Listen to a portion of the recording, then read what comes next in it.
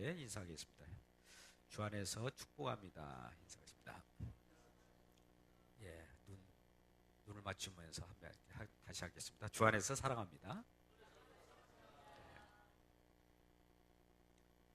오늘 말씀 히브리서 10장 18절, 19절, 20절 말씀 속에 나타난 새로운 산길이라고 하는 제목입니다. 여러분, 우리는 하나님을 임마누엘 하나님이라고 하지요. 우리와 함께 하시는 하나님, 언제나 나와 동행하시는 하나님.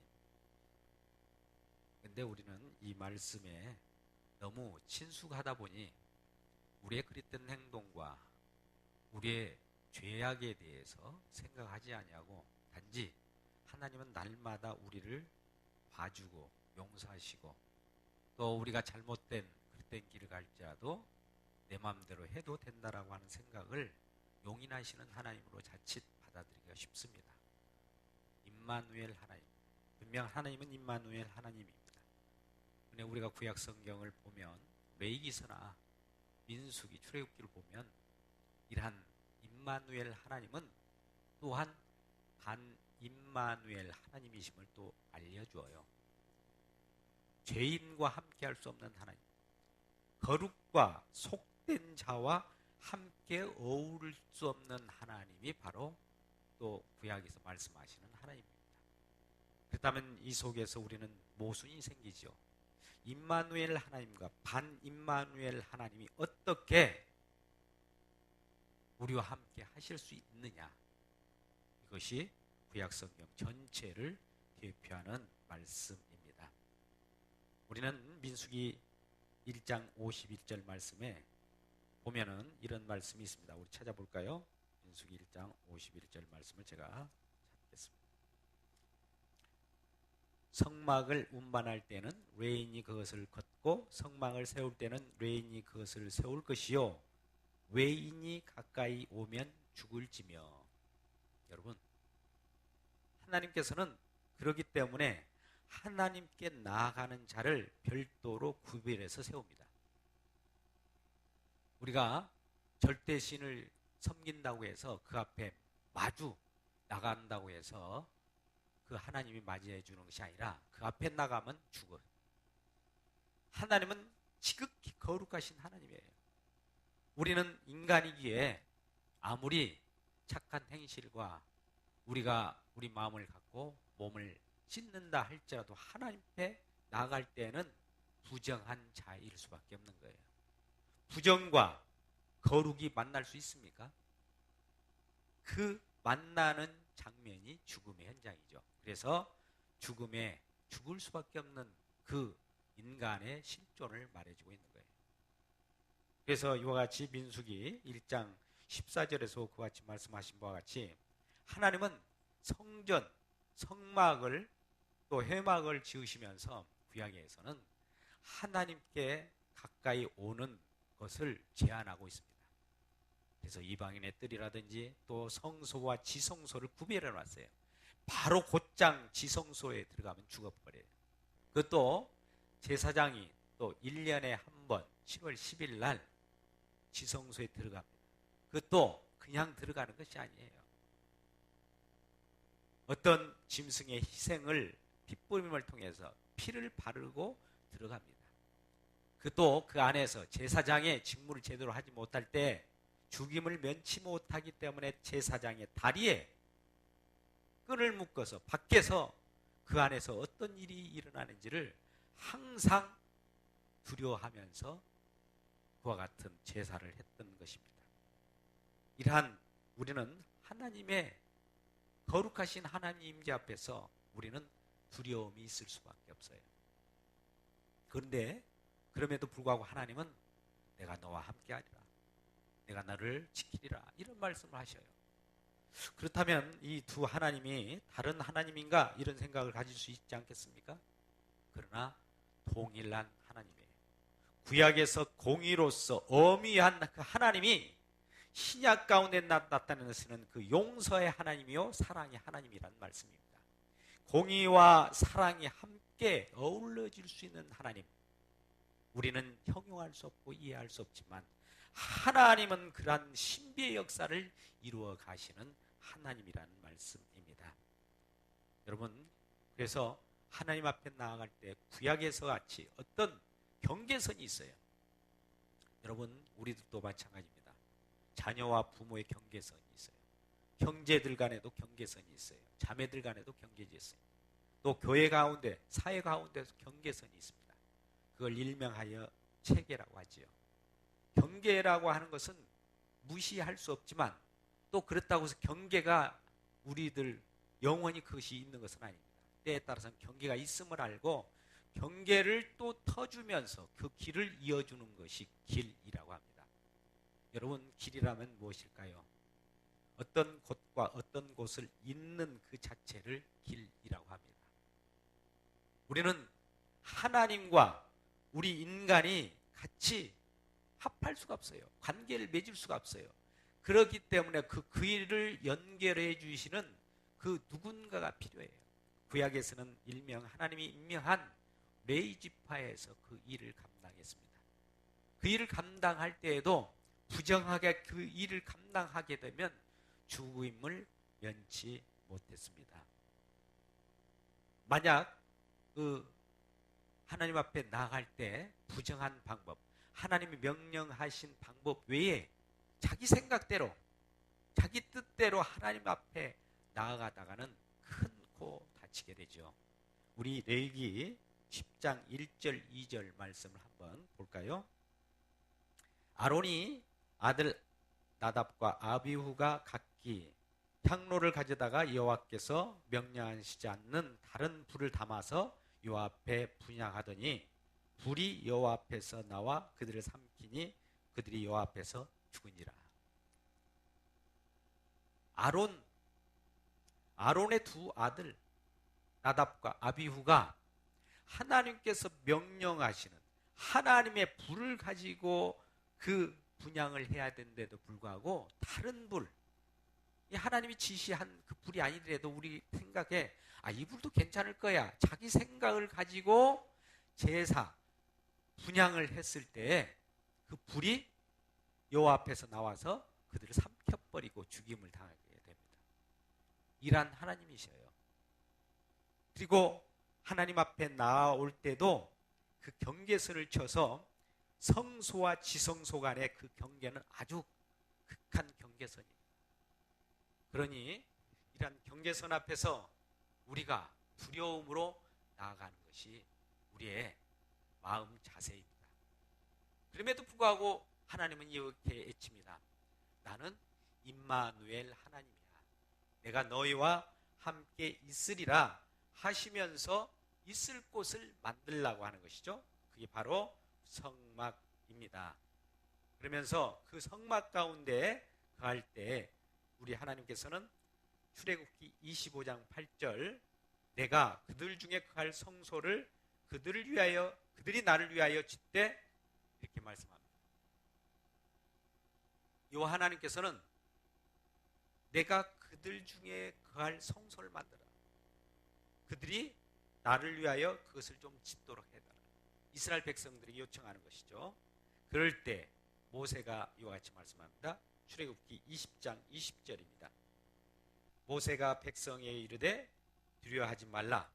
하나님이 임하심은 너희를 시험하고 너희를 경외하여 범죄하지 않게 하려 하심이라. 자, 우리 하나님은 이와 같이 경계선을 치는 것은 우리가 내 마음대로, 내 뜻대로, 내 기분대로 하나님 앞에 나가는 것이 아니라 범죄하지 아니하고 하나님을 경외한 마음으로 두려운 마음으로 하나님께 나아가라는 이 자세가 중요하다는 것이죠. 물론 그럼에도 불구하고 우리 하나님은 함께 하십니다. 우리는 함께 하신다는 그 하나님만 생각하다 보니까 너무 방종한 삶을 살게 돼요. 내 마음대로 해도 하나님은 어차피 우리를 구원하신 하나님이고 하나님은 단번에 하나님 앞에 예수 그리스도를 들이심으로 하나님께 흠양하는 바 되어서 모든 죄를 사하신 건 맞아요. 그런데 이러한 하나님의 하신 일을 소홀히 여기고 가볍게 여기면 우리 자신은 이제 내 마음대로 살려고 하는 그러한 인간의 본성이 나타나게 되는 거예요. 그래서 하나님은 우리들에게 양면성인 모순을 나타내듯이 나타납니다. 임마누엘 하나님인 것처럼 나타나면서 반임마누엘 이렇게 말씀하셔요. 두려워하지 말라 하시면서도 우리를 쫄게 만들어요. 이 표현을 이렇게 표현할 수 있습니다. 두려워 말고 두려워하라. 따라서 해봅시다. 두려워 말고 두려워하라. 말 모순적이죠. 근데 이런 하나님이셔요. 두려워하지 말라 하면서도 두려워하게 만들어요.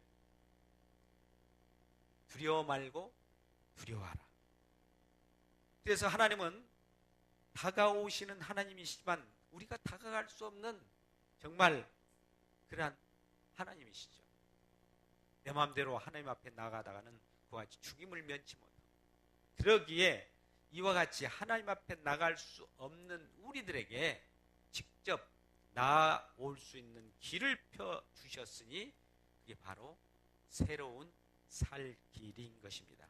오늘 히브리서 본문으로 돌아와서 19절 같이 읽겠습니다. 시작. 그러므로 형제들아 우리가 예수의 피를 힘입어 성소에 들어갈 담력을 얻었나니. 저와 여러분이 이제 성소에 들어갈 담력을 얻었어요. 이전에는 그 앞에 나아가다가 잘못된 분향이라도 할 것 같으면 그 불이 그 나답과 아비후를 삼키듯이 삼켜버릴 거예요. 또 레인들도 광야 노정 가운데 성막을 치면서 그 하나님 앞에 대하는 그 모습을 보면 압니다. 성막 주변에는 많은 지파들이 세 지파씩 그 사면에 이렇게 거하게 됐죠. 동쪽에는 제사장과 모세가 있었어요. 언약궤가 그쪽에 있었고 나머지는 다 각 지파별로 대기를 하게 되죠. 그런데 그 지파 앞에, 그 성소 앞에, 성막 앞에는 꼭 레인들이 다 배치되게 되어 있었습니다. 레인이 그곳에 있지 아니하면 다른 외인은 그곳에 있게 되면 죽게 돼요. 무시무시한 하나님이셔요. 근데 그럼에도 불구하고 그들과 함께 하겠다는 거예요. 어떻게 보면 이런 표현이 적절할지 모르겠어요. 우리 하나님은 나에게 다가올 때 임마누엘 하나님인 그분이시라 할지라도 내가 시한폭탄을 지금 갖고 있는 것과 같은 거예요. 예수 믿는 사람들은 다 시한폭탄을 갖고 있는 거예요.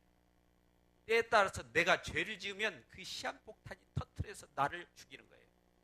죄를 짓지 아니하면 그 어미한 하나님이 나와 함께 계셔서 나를 보호하시고, 이러한 어떤 모순되지 않는 모순입니다.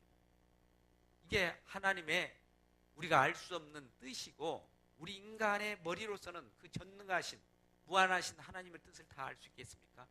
그러나 그것이 우리에게 다가오시는 하나님이라는 것을 우리가 받아들이지 않을 수 없습니다.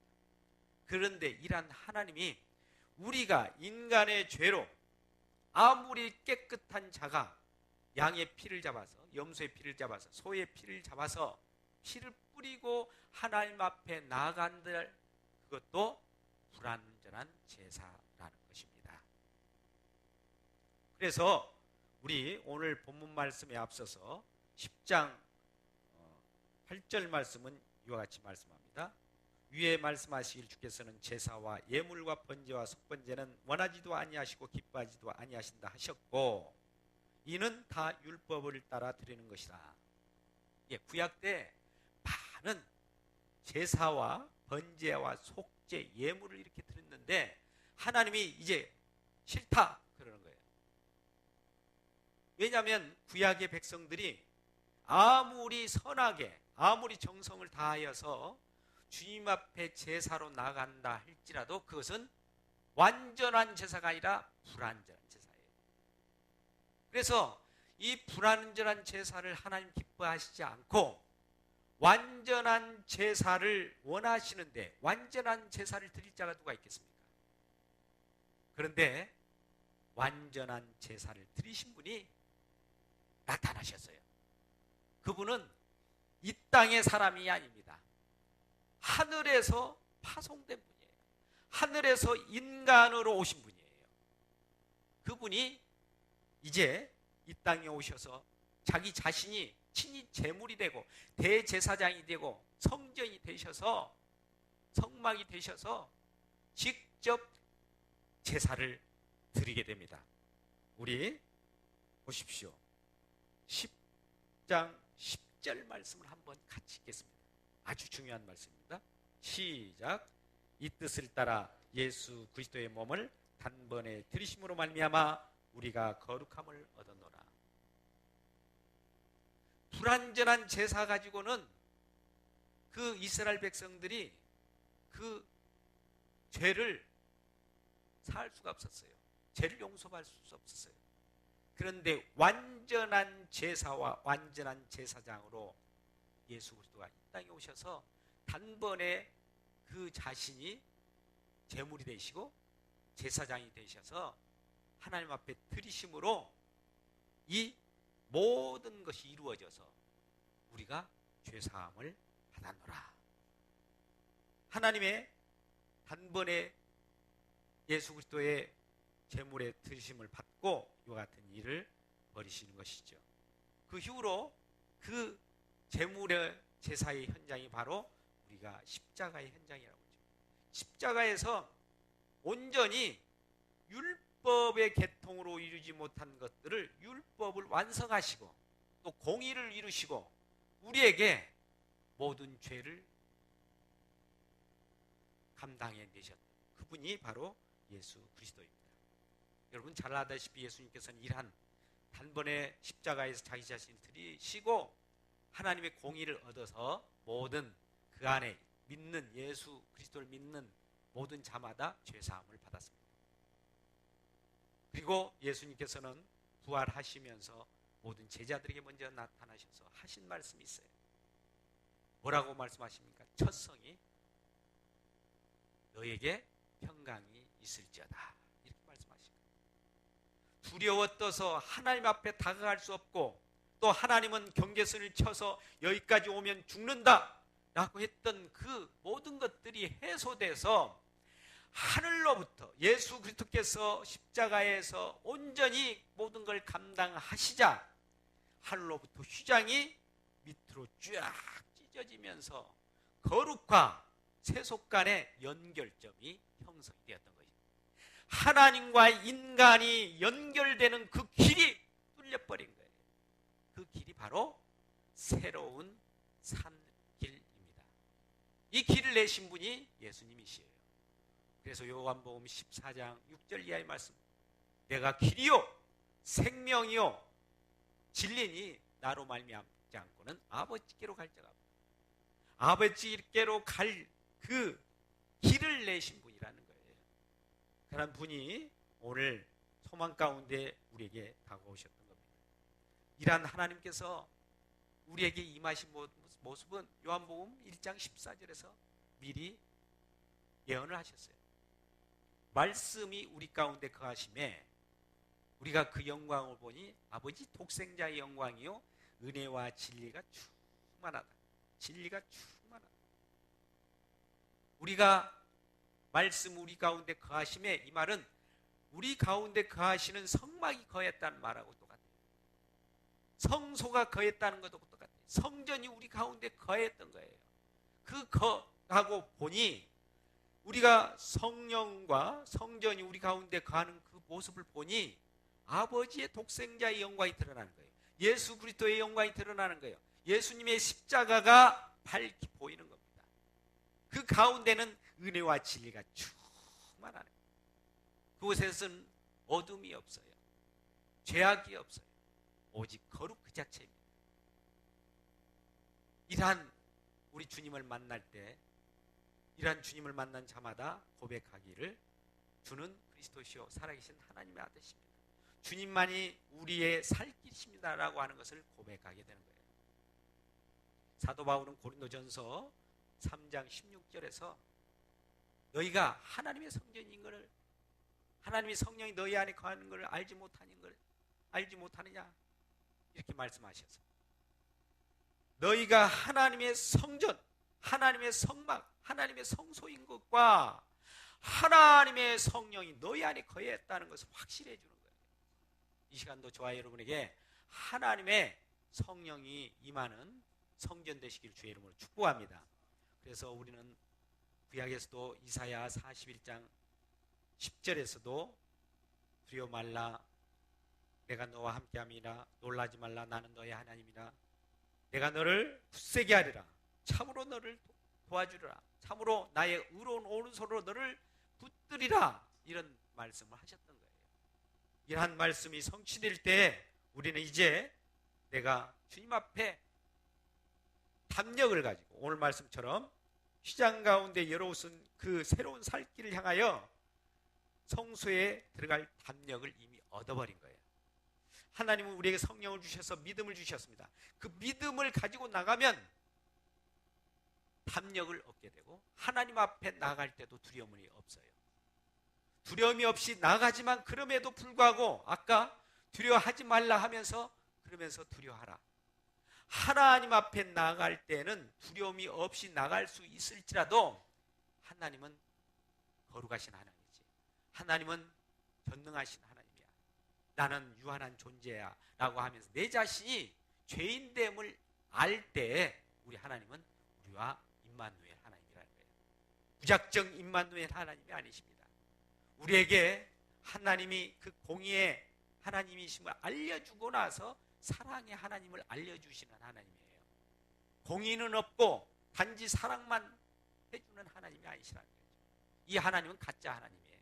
많은 사람들이 이런 하나님을 좋아해요. 공의는 없이 가짜 공곽 사랑 겉 표현만 사랑인 하나님이라고 하면서 그걸 따라갑니다. 이건 그런 하나님이 존재하지 않습니다. 우리는 하나님 앞에 나아갈 때 정말 하나님 앞에 죄됐던 이전에 어둠이었던 그 생각을 할 때 그때 만약 우리 하나님이 나에게 다가오지 않았다면 나는 영원히 영벌받아서 지옥에서 죽지 아니하고 형벌을 받을 이러한 사람을 그럼에도 불구하고 우리는 하나님을 사랑하셔서 그 길을 살 길을 내주시고 주님 앞에 예배할 수 있도록 이 허락해 주시는 이 하나님 그 하나님은 얼마나 놀라운 하나님이십니까? 여러분 우리가 죄가 많은 곳에 은혜가 많다고 하는 것이 그거예요. 그렇다고 해서 여러분 이 말은 죄를 많이 지라는 것이 아니에요. 하나님을 가까이 하면 나의 죄를 안 지으려고 해도 안 지었음에도 불구하고 안 지으려고 노력하고 공의로 살아가려고 하고 법을 지키려고 해도 법을 많이 지켰다가 한다 할지라도 하나님 앞에 나가면은 그 거룩 앞에서는 우리는 이 자체가 죄악 덩어리로 나타납니다. 죄악 덩어리도 나타날 때 하나님의 은혜가 얼마나 크냐 이거예요. 우리 자신만을 생각하고 살아가면은 우리는 우리도 내 능력대로 살아갈 수 있는 거 아닙니까? 심은 대로 거둔다고 하니까 내가 심은 대로 내 노력대로 거뒀지 않습니까? 이 당당해요. 그렇다면 이렇게 허용한 그분을 생각지 않는 거예요. 우리가 하나님이 아무리 우리가 심은 대로 걷고 내 자신이 노력해서 살아간다 할지라도 우리 속에 있는 근간에도 메르스바리스 이가 하나도 잡지 못하고 이것을 지켜주지 않는다면 우리는 무력해요. 내 자신이 스스로 살아갈 것 같지만 아니에요.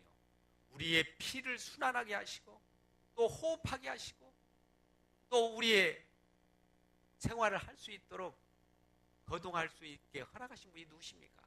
하나님이셔요. 내 마음대로 그것은 내 스스로 할 수 있다고요? 아니에요. 하나님이 허락하신 범주에서 그렇게 할 수 있는 거예요. 이러한 하나님을 생각하지 않고 나는 마땅히 내가 누릴 것만 생각한다면 그것은 하나님을 경외하는 마음이 아니죠. 하나님 앞에 나가는 자마다 경외하는 마음으로 두렵고 떨린 마음으로 나갈 때 하나님이 얼마나 크신 사랑으로 또 하나님의 은혜가 얼마나 큼을 안다 이 말이에요. 예수님이 이 땅에 오셔서 모든 것을 일한 우리의 두려움과 우리의 죄악에 대해서 모든 걸 감내해 주셨습니다. 그럼에도 불구하고 우리는 이러한 주님의 감내한 그 공의의 사랑을 마음속에 간직하면서 하나님 앞에 나아갈 때 공의로 하나님 그러나 그럼에도 불구하고 임마누엘로서 사랑의 하나님으로 나타나는 그 하나님을 보게 됩니다. 우리 이어서 요한계시록 마지막 21장 3절 말씀을 한번 펴볼까요?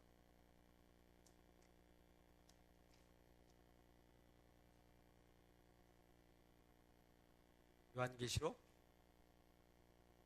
21장 3절 말씀을 찾으셨으면 같이 읽을까요? 시작. 내가 들으니 보좌에서 큰 음성이 나서 이르되 보라, 하나님의 장막이 사람들과 함께 있음에 하나님이 그들과 함께 계시니 그들은 하나님의 백성이 되고 하나님은 친히 그들과 함께 계시다. 보십시오. 우리는 이제 하나님의 백성 되셨어요. 하나님은 우리의 구주가 되셨어요. 우리를 다스리는 만왕의 왕이 되셨다는 거예요. 그래서 우리와 함께 하는 거예요. 그러한 하나님께서 우리들의 그러한 이 세상 살아가는 동안 여러 가지 고난과 역경과 낙심과 어려움을 신원해 주십니다. 4절 말씀을 같이 읽어볼까요? 시작. 모든 눈물을 그 눈에서 닦아주시니 다시는 사망이 없고 애통하는 것이나 곡하는 것이나 아픈 것이 다시 있지 아니하리니 처음 것들이 다 지나갔습니다. 여러분, 죄악되고 우리가 두려움에 떨고 또 여러 가지 하나님을 알지 못하고 하나님께 다가갈 수 없기 때문에 영원히 멸망받을 수 없는 이러한 안타까운 현실에서 이 모든 것들은 지나가고 새로운 것이 왔다는 거죠.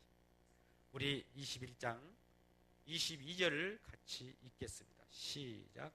성 안에서 내가 성전을 보지 못하였더니 이는 주 하나님 곧 전능하신 이와 및 어린 양이 그 성전이심이라. 아멘. 자, 보십시오. 우리 예수님 자체가 성전이시라는 거예요. 이전 것은 지나가고 새 것으로 새하늘과 새 땅에 가보니 그 자체가 성전인 거예요. 이 성전 자체가 누구시냐? 어린 양이라는 거예요. 22절. 성 안에서 내가 성전을 보지 못하였다.